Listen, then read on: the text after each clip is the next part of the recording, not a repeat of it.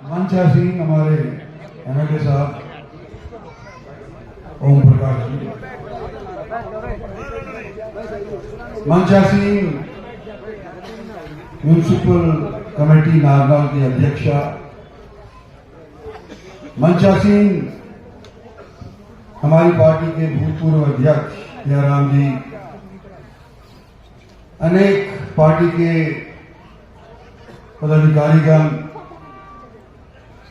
Chairman साहिबान, जिला परिषद के चेयरमैन साहिबान, ब्लॉक समिति के सरपंच साहिबान, एक्स सरपंच साहिबान,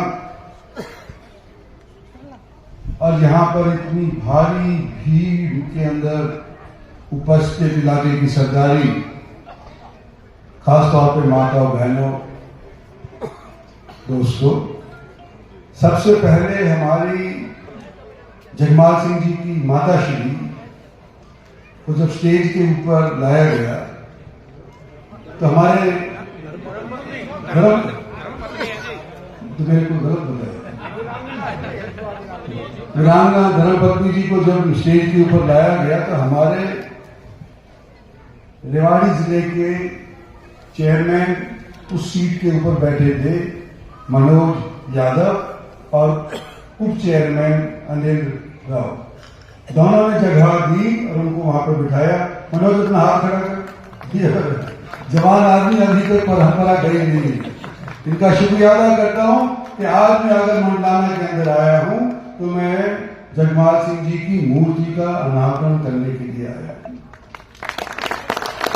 गांव वालों ने आमंत्रित किया, जसवंत सिंह ने भी मेरे को आकर के बुलाया।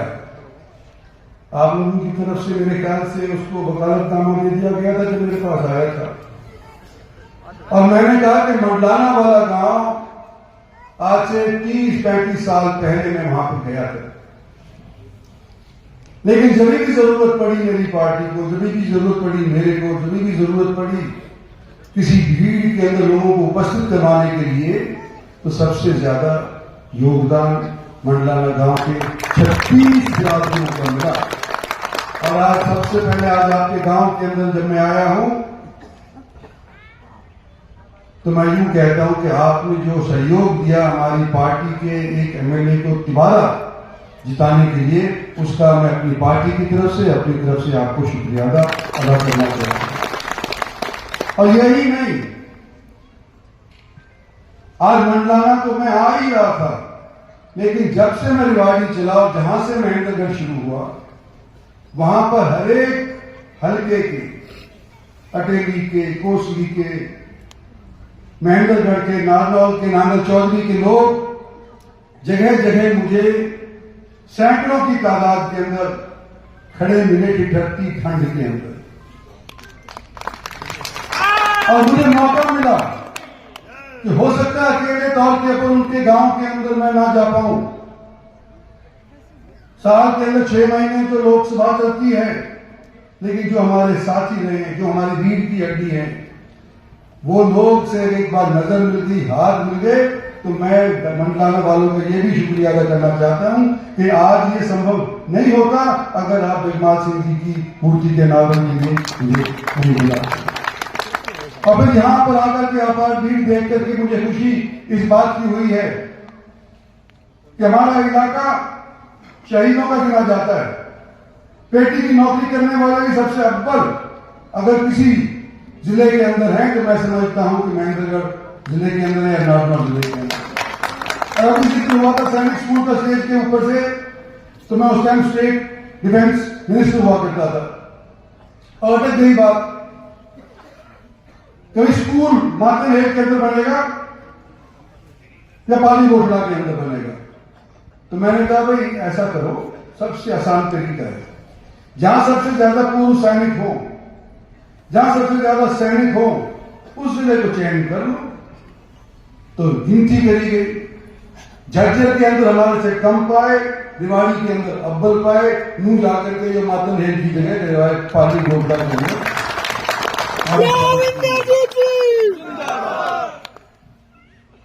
आज हम यहां बैठे, 36 राज्य के लोग यहां बैठे। यहां पर जिक्र आया महेंद्रगढ़ के अंदर यूनिवर्सिटी का, जो मेरी उम्र के हैं उनको याद होगा, अर्जुन सिंह जी हमारे मिनिस्टर हुआ करते थे एजुकेशन के, और चर्चाएं चली कि भाई ये तो रोहतक कोई ना सेंट्रल यूनिवर्सिटी डिक्लेयर कर दी जाए। तो मैं अर्जुन सिंह जी को लेकर के आया था और मैंने कहा हमारा ये बैकवर्ड एरिया है, और हमारे जब मैं पहली बार एमएलए बना था, जो भी सरपंच अनपढ़ हो पढ़ा लिखा,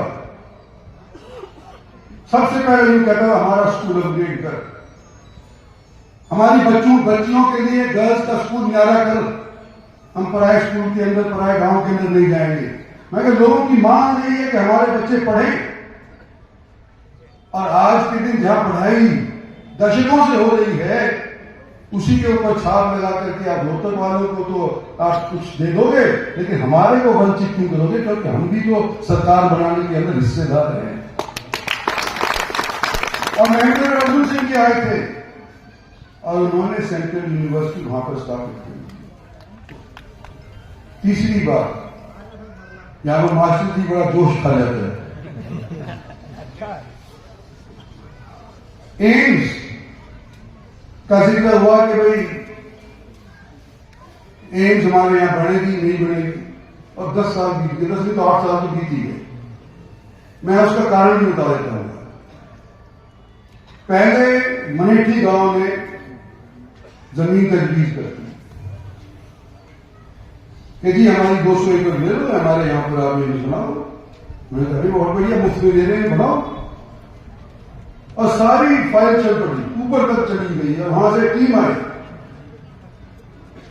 डॉक्टर भी आए, फॉरेस्ट वाले भी आए, बड़े बड़े अफसर आए, और उन्होंने कहा ये क्या कर रहे हो भाई, यहां पर ये फॉरेस्ट की जमीन की ओर है, ये जमीन तो फॉरेस्ट के नीचे है, एनजीटी प्रॉब्लम डालेगी, सुप्रीम कोर्ट प्रॉब्लम डालेगी, ये कैसे बनेगी? और जब वहां नामंजूरी हुई, जब मनोहर लाल जी ने कहा तो ये तो गलत करवा लिया। गलत क्यों करवा लिया? कि भाई ऐसी जगह तजवीज कर दी जहां पर फॉरेस्ट था, वहां बन ही नहीं सकता।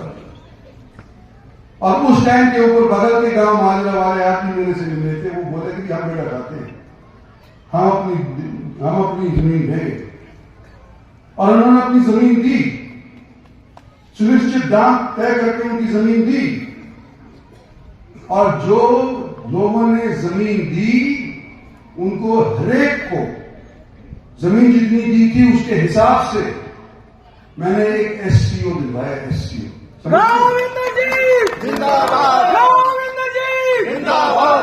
और जगह जमीन चौबा के बाद अधिकृत तो हो नहीं पाती, सलाह मशवरा से जमीन दी जाती है। मुझे नहीं पता कि और जगह के ऊपर लोगों को रोजगार का साधन जमीन से वंचित करने के बाद मिला नहीं मिला, लेकिन मैंने अपनी तरफ से जिन लोगों के माजरा वालों ने हमारी मूंछ बचाई थी, उन सभी को मैंने एससीओ लेकर के दिया ताकि उनके खुद के कमाई मिलती है। आज यहां पर मैं आया हूं जयमाल सिंह जी को अपनी श्रद्धांजलि देने के लिए, उनके माता पिता, उनकी धर्मपत्नी को, सभी को मैं अपनी तरफ से नमन करता हूं कि ऐसे लोग आपके गांव में पैदा किए।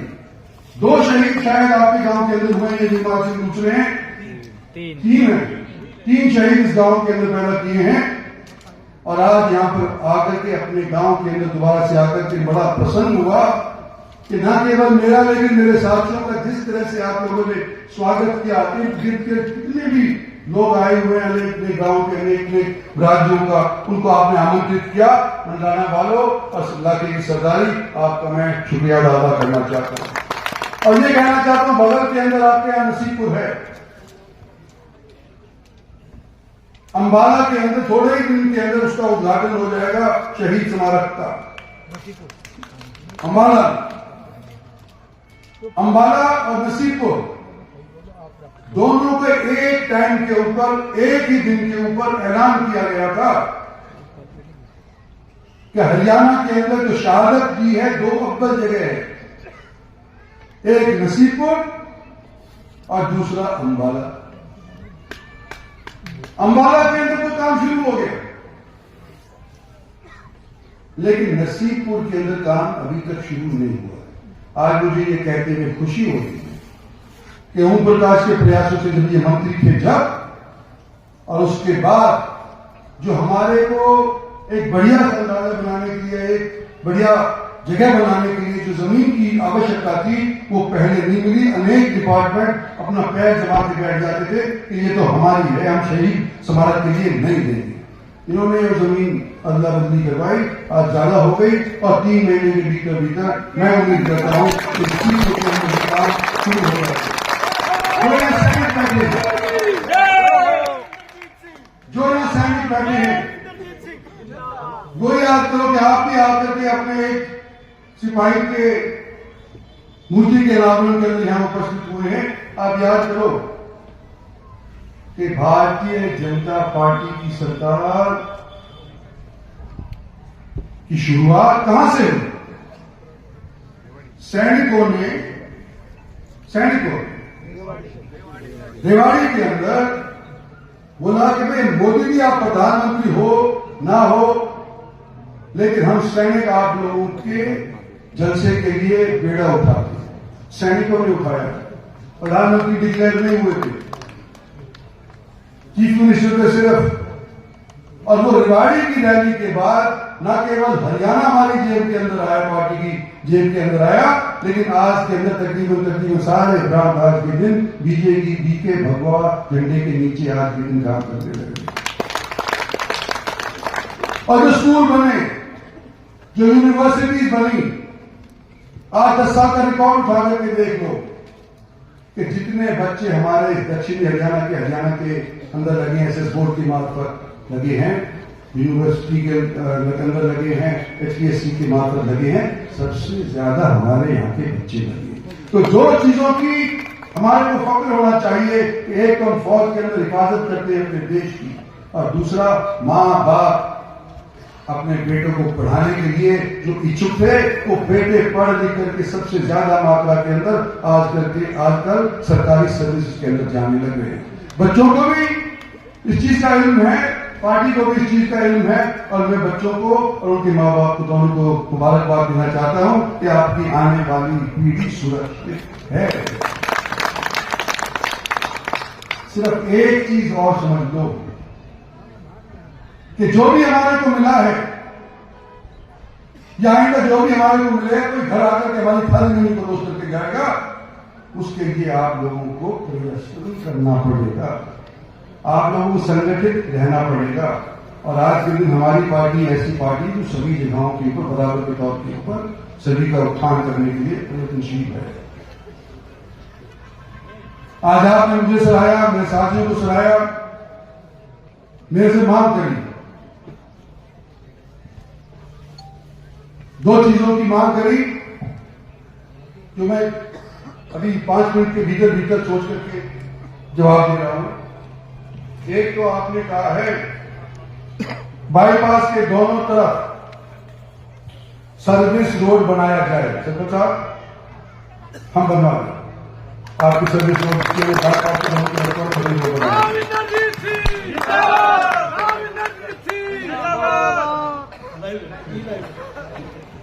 दूसरा जी, आपके एमएलए साहब ने भी इसके अंदर भी लिखा गया है कि बिल्डिंग बन गई है, लाइब्रेरी के लिए पैसा चाहिए, लाइब्रेरी के तो मैं अपनी तरफ से या मेरी बेटी की तरफ से 10 लाख रुपए आपके गांव को ही लाइब्रेरी